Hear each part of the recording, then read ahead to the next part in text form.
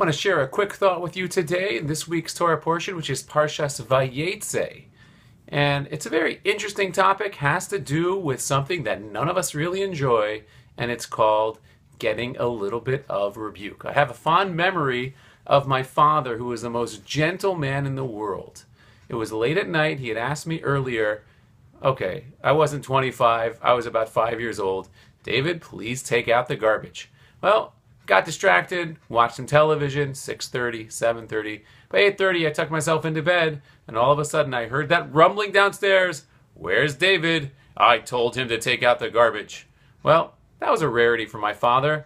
Let's just say he was a little bit upset. One thing that we never enjoy, even when we're not 5 or 15 or 25, is that time when we get that call from the boss, come down to my office, it's time to talk. We don't love it, we don't appreciate it, and the question is, if we're the ones who are delivering the rebuke, how do we deliver? Let's go into this week's Torah portion. Here we have Yaakov Avinu, Jacob, who is traveling. He left his hometown. He's going all the way to a place called Haran to find his wife. And what does he do? He comes to the water hole. He comes to the place where all the shepherds are feeding their flocks. And yet, what does he see? Instead of everyone going and feeding and dealing with their shops, they're all just sitting and lying around. He doesn't know them. He's a foreigner. But he goes up to them and says a very interesting language. My brothers, how are you?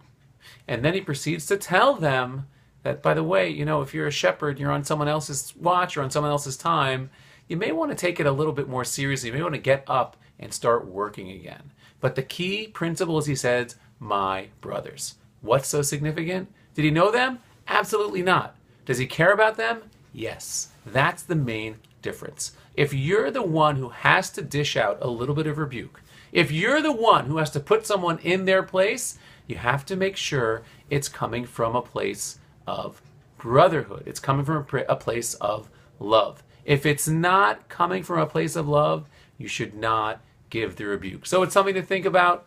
If you have employees and you got to get them to improve their ways, if you have children that you have to discipline them, if there's someone that you care about and you were hurt by them, and you just want to give over one message, let it be coming from a place of love. If it's not coming from a place of love, then you shouldn't be delivering the message at all. So that's the quick thought. Wishing you a wonderful Shabbos.